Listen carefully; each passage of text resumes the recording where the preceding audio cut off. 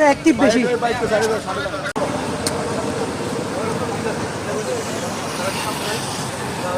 অংশ লই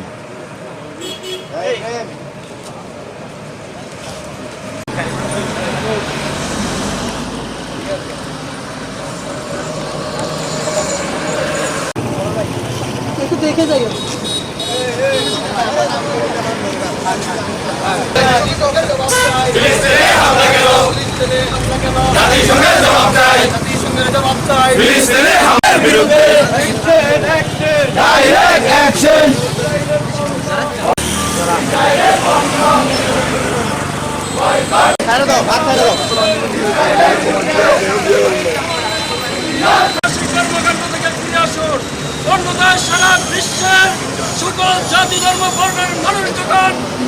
সন্ত্রাসী রাষ্ট্রে পরিণত হয়েছে।